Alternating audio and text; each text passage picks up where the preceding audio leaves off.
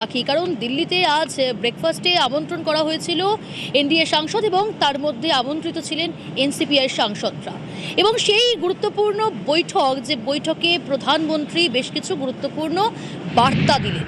কি বার্তা দিলেন অবশ্যই জানার চেষ্টা করব। আমার সঙ্গে প্রতিনিধি আবির রয়েছে। আবির, প্রধানমন্ত্রী কি বার্তা দিলেন গুরুত্বপূর্ণ সেই বৈঠকে? দেখো, প্রথমত আজকের বৈঠকে অবশ্যই এনডিএর যারা সাংসদরা তারা ছিলেন এবং যারা এনডিএর যারা শরিক তাদের সদস্যরা হাজির হতে শুরু করেন এবং গত কয়েকদিন ধরেই প্রধানমন্ত্রীকে দেখতে পাওয়া যাচ্ছে যে সকালে এই প্রাতরাশ বৈঠকে ব্রেকফাস্ট টেবিলে বসে বিভিন্ন সাংসদদের যে সংসদীয় রীতিনীতি পরিচালনা করার ক্ষেত্রে তারা কতটা উল্লেখযোগ্য ভূমিকা গ্রহণ করতে পারবেন এবং কিভাবে তারা সেই কাজকে এগিয়ে নিয়ে যাবেন সেই বিষয় নিয়েই বারবার ধরে আলোচনা করেছেন। এবং গত কয়েকদিনের বৈঠকের মতো আজকেও বৈঠকের ক্ষেত্রে যে বিষয়কে তারা গুরুত্ব দিয়েছেন সেই গুরুত্বের মধ্যে তারা উল্লেখ করেছেন যে সংসদে বক্তৃতা রাখার সময় কোন কোন বিষয়ে নজর রাখতে হবে, যারা কথা বলছেন সেই কথা বলার সময় যেন তাদের প্রত্যেকের সঙ্গে তারা যেন মাথায় রাখেন। এছাড়া বিরোধী পক্ষের যারা রয়েছেন তাদের বক্তব্য অত্যন্ত ভালো করে শুনতে হবে, সেই প্রসঙ্গের কথাও মনে করিয়ে দেওয়া হয়েছে এই বক্তব্যের মধ্যে। কিন্তু আজকে যারা বৈঠকের মধ্যে উপস্থিত ছিলেন সেখানে এনসিপিআই এর যারা সাংসদ সেই এনসিপিআই এর সাংসদরাও তারা উপস্থিত থাকেন এবং তুমি জানো যে সদ্যই এনসিপিআই এর তরফ থেকে এনডিএ তারা শরিক হিসাবে গিয়েছেন।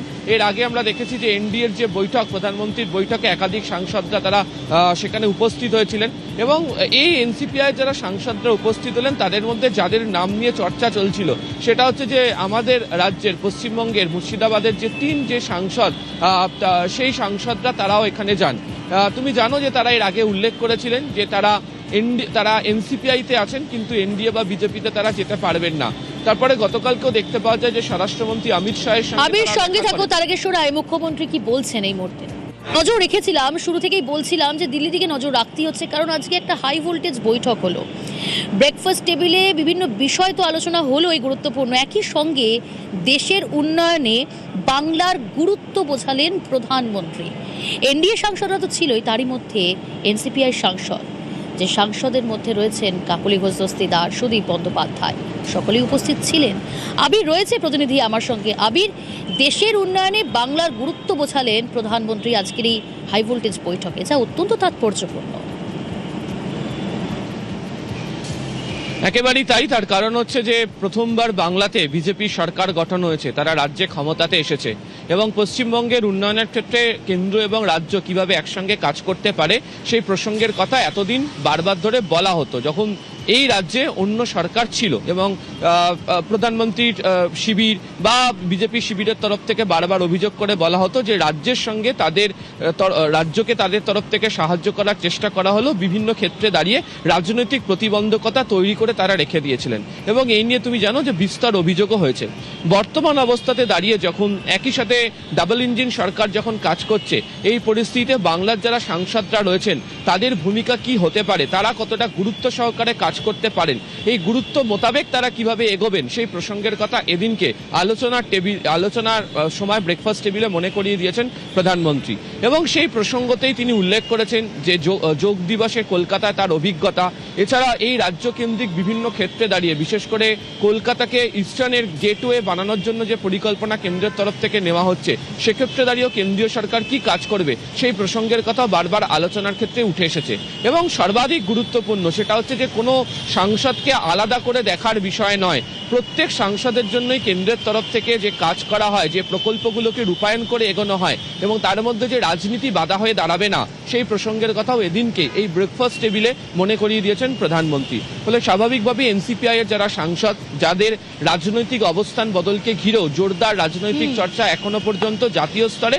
এবং অবশ্যই পশ্চিমবঙ্গের রাজনীতিতে বরাবরের জন্য হয়ে আসছে, তার মধ্যে দাঁড়িয়ে প্রধানমন্ত্রীর এই সাক্ষাৎ পর্ব, তাদেরকে বার্তা দেওয়া এবং তাদের সঙ্গে পশ্চিমবঙ্গ গঠনে কি ভূমিকায় কাজ করবে কেন্দ্র এবং রাজ্য উভয় পক্ষ সেই বার্তা অবশ্যই উল্লেখযোগ্য হয়েছে। বেশ আবির, আজ এনসিপিআই কে ব্রেকফাস্টে আমন্ত্রণ প্রধানমন্ত্রী।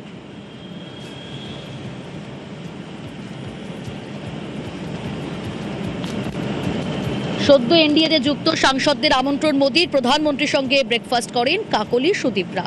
মঙ্গলবার এনডিএর বৈঠকে এনসিপিআই সাংসদরা। আজই সেই গুরুত্বপূর্ণ ব্রেকফাস্টে আমন্ত্রণ জানানো হয়েছিল এনসিপিআই সাংসদদের এবং সেই ব্রেকফাস্ট টেবিলেই প্রধানমন্ত্রীর সঙ্গে আজ এনসিপিআই এনডিএর সাংসদরা এবং সেই এনডিএতে যুক্ত সাংসদদের আমন্ত্রণ জানিয়েছিলেন প্রধানমন্ত্রী নরেন্দ্র মোদী। ভালো বৈঠক হয়েছে। কি বললেন প্রধানমন্ত্রী? প্রধানমন্ত্রী উন্নয়নের প্রশ্নে ইস্টার্ন রিজিয়নের ব্যাপারে বারবার উল্লেখ করেছে। আচ্ছা, আর কোনো বিশেষ কোনো বক্তব্য, কোনো কথা আপনাদেরকে? উনি বারবারই বলেছেন যে একটা খুব উৎসাহব্যঞ্জক কথা বলেছেন, 40 বছর অতিক্রম করলেই all should take care of their health. কজন যোগা করে এর মধ্যে হাত তুলতে বলেছে। আচ্ছা, সুতরাং he was in a very jovial mood. ভালোভাবে কথা বলেছেন এবং প্রত্যেকের সঙ্গে গল্প করেছেন চায়ের জায়গায় বসে, এবং প্রত্যেককে বলেছে যে আপনাদের কন্ট্রিবিউশন চাই এবং আপনারা আপনাদের যে উন্নয়নের কথা ভাবছেন কিভাবে করছেন, তাতে আমাদের সব এমপিরাই ছিল এবং নাড্ডাজি ছিল, নীতিন নবীনজি ছিল। খুব ভালো মিটিং। এটাও বলছিল যে 40 বছরের ওপর যাদের বয়স তারা কিন্তু যোগা করো আর চেক আপ করিও বছরে একবার। চা নিয়ে বসেছিলেন, আমরা ওই পায়েস টায়েসও খেয়েছি। আজকের এই বৈঠক নিয়ে কি বলছেন দিলীপ ঘোষ?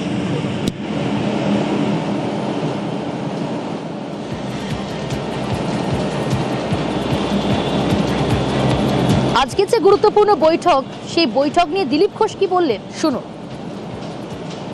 ঠিক আছে, নতুন পার্টি করেছেন, তারা কি করবেন, তারা ক্ষমতায় যারা আছেন, প্রধানমন্ত্রীর সঙ্গে ভারতবর্ষে কোনো বিশ্বের সবাই দেখা করেন, দেখা করতেই পারেন। মুখ্যমন্ত্রী এখানে তার সঙ্গে দেখা করতেই পারেন, তাদের কোনো সমস্যা, মতামত, সাজেশন থাকতেই পারে। তো একজন যিনি পদাধিকার আছেন এখানকার হর্তাকর্তা, তার সঙ্গে তো যে কেউ দেখা করতে পারে। এদিকে মসজিদে মাইক খোলা নিয়ে নালিশ, প্রধানমন্ত্রীর কাছে নালিশ 3 সংখ্যালঘু সাংসদের। কি নালিশ জানালেন তারা, কি বললেন প্রধানমন্ত্রীর কাছে গিয়ে জানাবো আপনাদের। আবির রয়েছে প্রতিনিধি আমার সঙ্গে। আবির, 3 সংখ্যালঘু সাংসদ গতকালই অমিত শাহের সঙ্গেও তারা দেখা করেন, কথা বলেন এবং এই মসজিদে মাইক খোলা নিয়ে তারা সেখানেও নালিশ জানান। আজ প্রধানমন্ত্রীর দরবারে প্রধানমন্ত্রীর কাছে নালিশ জানালেন, কি বললেন তারা আজ? দেখো, প্রথমত প্রধানমন্ত্রীর ব্রেকফাস্ট মিটিংয়ে তাদের উপস্থিতিটাই রাজনৈতিক দিক থেকে অত্যন্ত তাৎপর্যপূর্ণ হয়ে উঠেছে। এবং তুমি জানো যে গত কয়েকদিন ধরে তাদের তরফ থেকে বারবার বার্তা দেওয়া হচ্ছিল যে তারা এনসিপিআইতে আছেন, এনডিএতে নেন।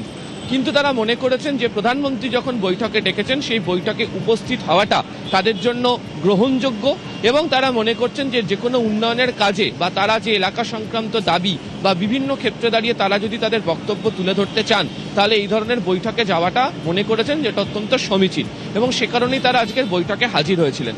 তুমি প্রসঙ্গ উত্থাপনই করেছো যে গতকালকে তিনি স্বরাষ্ট্রমন্ত্রী অমিত শাহের সঙ্গে তারা দেখা করেন, সেখানেও তারা এই প্রসঙ্গগুলোর উত্থাপন করেন এবং আজকেও এই মসজিদের যে মাইকের প্রসঙ্গের কথা এদিনকে তারা উল্লেখ করেছেন এবং সেখানে তারা জানিয়েছেন যে প্রত্যেকে নিজেদের ধর্ম বজায় রাখার অধিকার রয়েছে এবং যে হাইকোর্টের যে নির্দেশ সেই নির্দেশ মোতাবেক অবশ্যই ব্যবস্থা গ্রহণ করার মতো নিয়ম তারা অবশ্যই পালন করবেন। কিন্তু বহু ক্ষেত্রে তাদের অভিযোগ কোথাও গিয়ে একটা জোর করার চেষ্টা করা হচ্ছে, তাতে মনে করছেন যে তাতে কিছু মানুষের আবেগ বা সেন্টিমেন্টে কোথাও একটা আঘাত আসতে পারে। ফলে এক্ষেত্রে দাঁড়িয়ে যেন কেন্দ্রীয় সরকারের তরফ থেকে গোটা বিষয়টিকে অত্যন্ত সংবেদনশীলতার সঙ্গে দেখা হয়, সেই প্রসঙ্গের কথাও এদিনকে তারা মনে করিয়ে দিয়েছেন।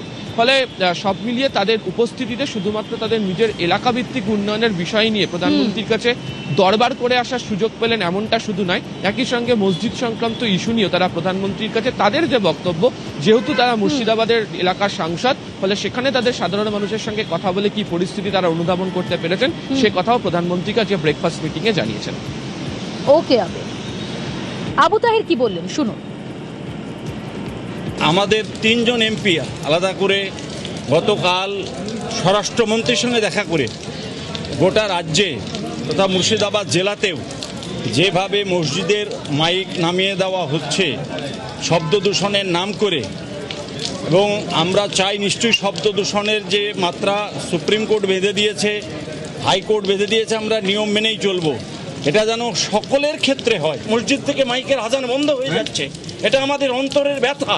সেই ব্যথা এবং বেদনার জায়গা থেকে আমরা আবেদন করছি, অনুরোধ করছি প্রধানমন্ত্রীকে যেমন কোনো সিদ্ধান্ত নেবেন না, বেছে বেছে একটা কমিউনিটি মুসলিম ভাইদের টার্গেট করে একটার পর একটা সিদ্ধান্ত যদি নেন তাহলে এটা অত্যন্ত দুঃখজনক, হতাশার।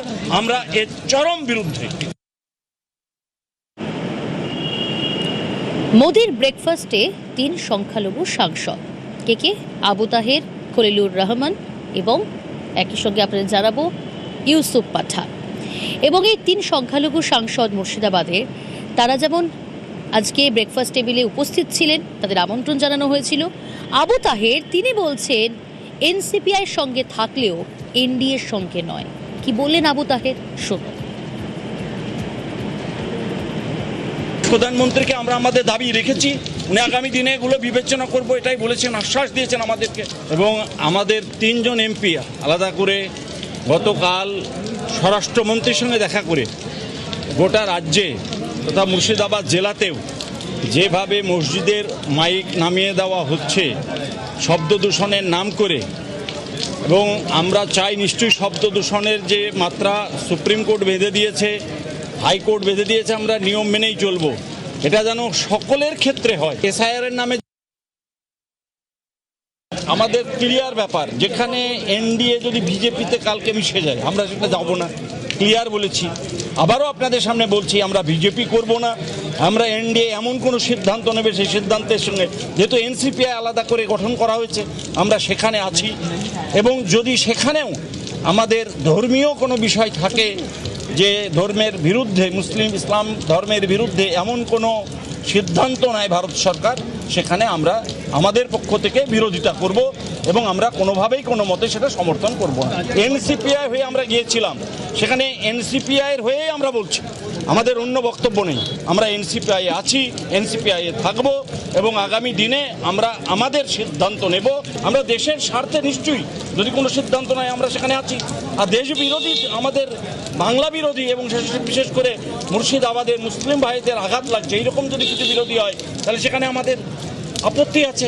মসজিদ থেকে মাইকের আজান বন্ধ হয়ে যাচ্ছে, এটা আমাদের অন্তরের ব্যথা। সেই ব্যথা এবং বেদনার জায়গা থেকে আমরা আবেদন করছি, অনুরোধ করছি প্রধানমন্ত্রীকে, এমন কোনো সিদ্ধান্ত নেবেন না বেছে বেছে একটা কমিউনিটি মুসলিম ভাইদের টার্গেট করে একটার পর একটা সিদ্ধান্ত যদি নেন, তাহলে এটা অত্যন্ত দুঃখজনক, হতাশার। আমরা এর চরম বিরুদ্ধে।